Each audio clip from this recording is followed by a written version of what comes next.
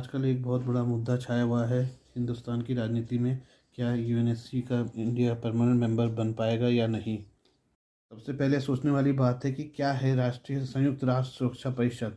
संयुक्त राष्ट्र सुरक्षा परिषद 1945 में बनी थी। जिस समय ये वर्ल्ड वार टू ख़त्म हुआ था उसके बाद इसकी ज़रूरत महसूस की गई थी, इसलिए सुरक्षा राष्ट्रीय सुरक्षा परिषद बनी थी। इसमें कुल सदस्य हमारे 5 स्थायी हैं और 10 इसमें अस्थायी सदस्य हैं। 5 जो स्थायी सदस्य हैं उसमें है अमेरिका, ब्रिटेन, फ्रांस, रूस और चाइना। जबकि अस्थायी सदस्य 10 हैं और जो जिनका कार्यकाल 2 साल का होता है और वो जो है रोटेशन में रहते हैं। स्थायी सदस्य को चुनने का उद्देश्य ये होता है कि क्षेत्रीय संतुलन बनाए रखा। 5 सदस्य एशियाई या अफ्रीकी देशों से, 2 दक्षिणी अमेरिकी देशों से लिए जाते हैं, 1 पूर्वी यूरोप से और 2 पश्चिमी यूरोप से तथा अन्य क्षेत्रों से चुने जाते हैं। सुरक्षा परिषद में सुधार की आवश्यकता की जरूरत क्यों पड़ी? क्योंकि द्वितीय विश्व युद्ध के बाद भू राजनीतिक संरचना को दर्शाती है ये, क्योंकि उसके बाद जो है बहुत सारी चेंजेस आई जियो पॉलिटिक्स में। एक समय था जब कोल्ड वॉर बिटवीन रशिया और अमेरिका के बीच में काफ़ी लंबे समय तक चला। उसके बाद ये हुआ कि हमारी सुरक्षा परिषद ऐसी एक चीज़ बने जो लड़ाई झगड़ा या जो भी देशों के बीच में है उसको शांत करने में इसकी भूमिका बने। अब इसमें जो है सबसे ज़्यादा यूरोप का प्रतिनिधित्व बहुत ज़्यादा है, जबकि उनकी पॉपुलेशन जो है मात्र 5% है। जबकि भारत और कई देश ऐसे हैं जो कई मायने में यूरोप से काफ़ी आगे हैं, पर उनको अभी तक जो है स्थायी सदस्यता नहीं बना सकी है। अभी अफ्रीका का भी कोई देश सुरक्षा परिषद का स्थायी सदस्य नहीं है। और सबसे बड़ी बात यह है कि P5 जो देश हैं जो उस समय बने थे वो उनके पास वीटो का अभी भी अधिकार है। और जिससे भी बात होती है सुरक्षा परिषद को बढ़ाने की या कुछ उसमें वो करने की, तो वो अपना वीटो का इस्तेमाल कर लेते हैं। कोई भी देश उसमें से एक भी देश अगर कोई अपना वीटो का इस्तेमाल कर लेता है तो वो वहीं पर रुक जाता है, उसका आगे प्रोसीजर नहीं चल पाता।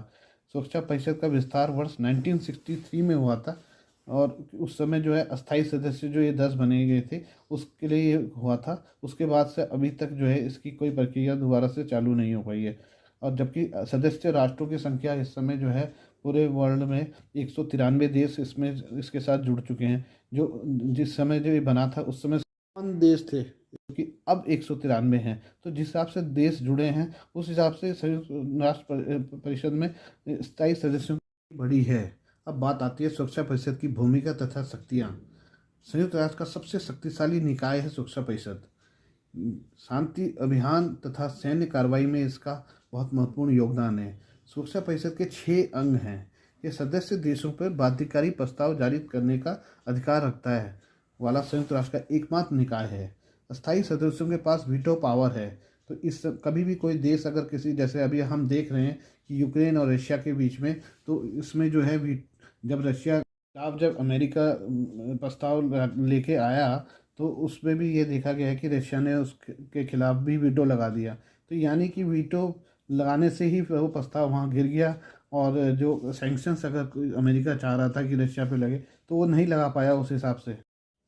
यूएनएससी के सुधार में बाधाएं भी बहुत हैं। इसमें देखा गया कि स्थायी सदस्य किसी भी बड़े बदलाव के विरोध में हैं। वो नहीं चाहते कि कोई उनका उनका जो अभी तक उसमें वर्चस्व है उसमें कोई कमी आए।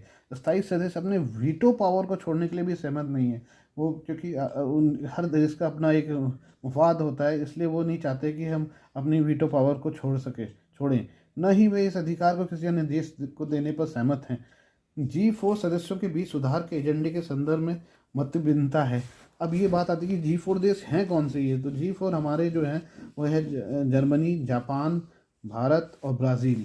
G4 के क्षेत्रीय प्रतिनिधि स्थायी सदस्य बनने के विरोध में हैं। अब G4 भी जैसे अब भारत है तो पाकिस्तान जो है उसको रोकने के लिए उसमें वो है कि वो परमानेंट सीट ना मिल सके भारत को। ऐसे ही जापान के उसमें जो है चाइना और साउथ कोरिया नहीं चाहते कि जापान परमानेंट सीट बने। तो अगर उधर जर्मनी है तो अगर जर्मनी को हम परमानेंट सीट मिलती है तो इटली उसके विरोध में हो सकता है खड़े हो जाए। तो एक तरह से आपस में अंतर्भेद बहुत ज़्यादा हो रखा है। जो जो बनना भी चाह रहे हैं, जो देश जिन स्थायी सदस्य बनना चाह रहे हैं, उनके भी जो पास के जो देश हैं वो नहीं चाहते कि किसी तरह से वो, अगर वो चाहते हैं कि अगर ये बने तो वो अपने लिए भी चाहते हैं कि वो उनको क्यों नहीं शामिल किया जा रहा है। तो यूएनएससी के चार्टर में सुधार की प्रक्रिया में बहुत ज़्यादा बाधाएं हैं। तो ये सोचने वाली बात ये है कि इसके लिए कोई या तो ऐसा हो कि कोई फिक्स गाइडलाइंस हो कि इसी आधार पे जो है किसी भी देश का चुनाव हो। पर यूएन के चार्टर में कोई ऐसी कोई गाइडलाइंस नहीं है कि किस तरह की कैसे मतलब नए सदस्य बन सकता है परमानेंट सीट के लिए, क्योंकि जब ये चार्टर लिखा गया था उस समय उसके हिसाब से इसमें वो करा गया था। पर अब इसमें कोई भी इसमें न तो इस चार्टर को कोई चाहता है कि बड़ा देश की इसके साथ कोई छेड़छाड़ हो, और न ही इसमें कोई मॉडिफिकेशन करना चाहता है, क्योंकि अगर कहीं भी थोड़ा सा मॉडिफिकेशन होगा तो उनकी अपनी जो P5 देशों की है वो वैल्यू कम हो जाएगी। देखा जाए कि भारत की दावेदारी कितनी जायज़ है स्थायी सदस्यता के लिए। देखिए, सबसे पहली बड़ी बात तो ये है कि भारत संयुक्त राष्ट्र के संस्थापक सदस्यों में शामिल था। जब संयुक्त राष्ट्र बना ही था उस समय भारत तब से भारत शामिल था। संयुक्त राष्ट्र पीस कीपिंग अभियानों में भारत का बहुत बड़ा योगदान है। जितने भी पीस कीपिंग फोर्सेस हैं उसमें भारत अपनी सेना जरूर भेजता है।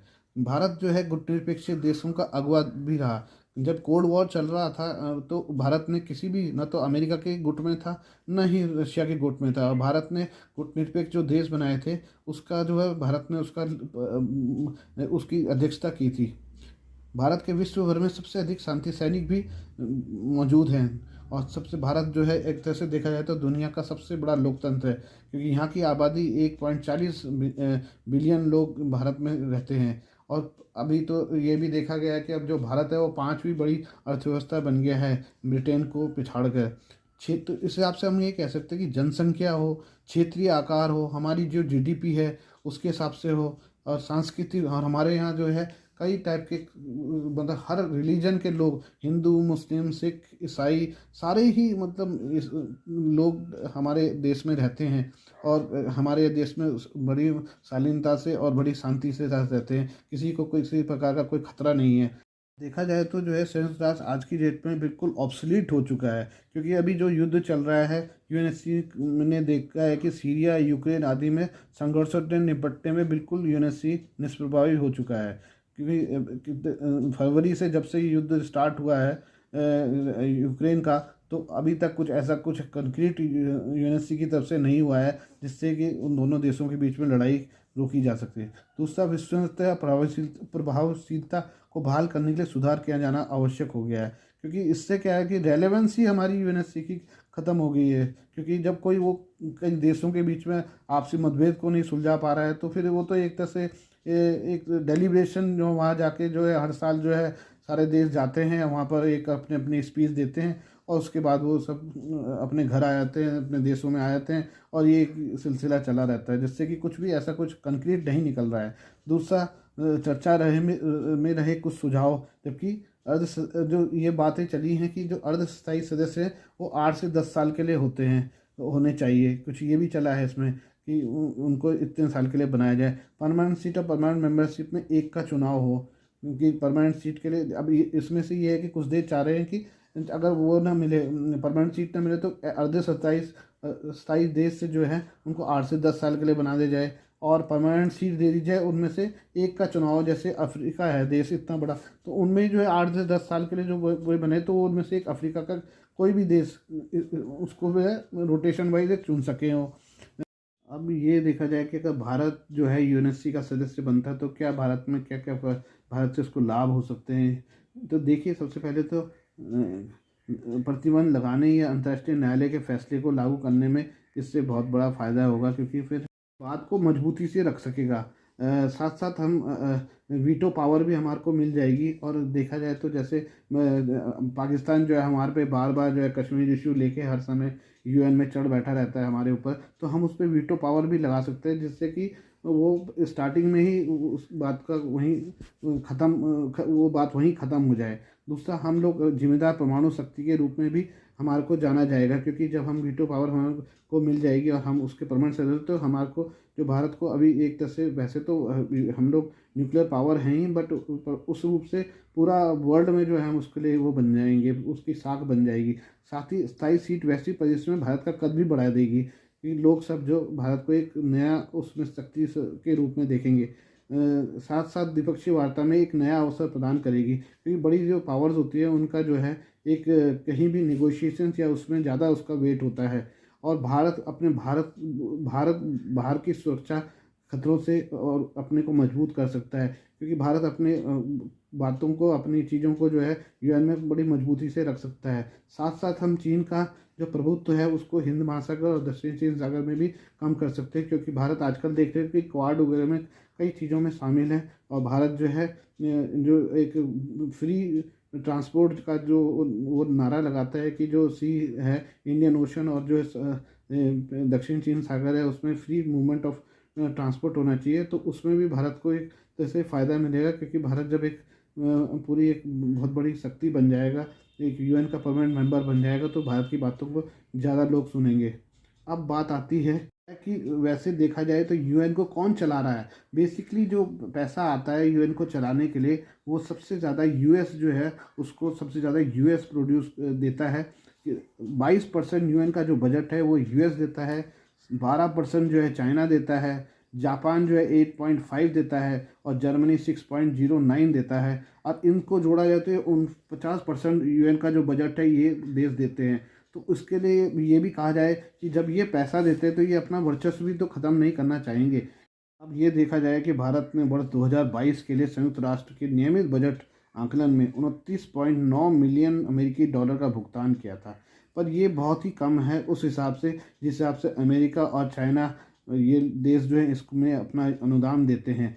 क्योंकि इस इनके पैसे से ही ये पूरा चल रहा है। तो ये जो है हमारी जितनी, जैसे वो जो पीस कीपिंग फोर्सेज होती है, किसी भी देश की पीस कीपिंग फोर्स होती है, उनके लिए कितना बजट देना है, ये क्या करना है, किस देश में कितनी आपदा के टाइम पे कौन सा पैसा कितना पैसा देना है, ये सब जो है एक तरह से देखा जाए तो अमेरिका के सबसे ज़्यादा पैसे देने के कारण ही पॉसिबल है। क्योंकि सबसे ज़्यादा पैसा जो है अमेरिका ही इसमें देता है। तो वो नहीं चाहेंगे कि उनकी मोनोपोली इससे अगर हम किसी और देश को इसमें, भारत सरीके जैसे देशों को इसमें लाया जाए। अब हमारे जो है फॉरेन मिनिस्टर मिस्टर जयशंकर इसमें लगे हुए हैं, और वो भी चाहते हैं कि जितने जल्दी से जल्दी भारत को यूएन का परमानेंट मेंबर बनाया जा सकते। क्योंकि वो अभी जब इतने सक्रिय हो चुके हैं यूएन में, उन्होंने भी बोला भी था कि रिफॉर्म की बहुत ज़्यादा ज़रूरत है। क्योंकि अब जियो पॉलिटिक्स जो है बहुत चेंज हो चुकी है। अब जो है कई उभरती हुई पावरें हैं, जैसे जर्मनी है, जापान है, इंडिया है, वो एक तरह से जीडीपी के हिसाब से और सारी चीज़ों के हिसाब से वो खरा उतरते हैं। उनकी पॉपुलेशन, जैसे इंडिया की है, पॉपुलेशन भी बहुत ज़्यादा है। तो आप इतनी बड़ी पॉपुलेशन को यूएन से बाहर नहीं रख सकते। तो किसी तरह से भारत को तो भी मिलनी ही चाहिए। Please do like, comment, share, subscribe and thanks for watching.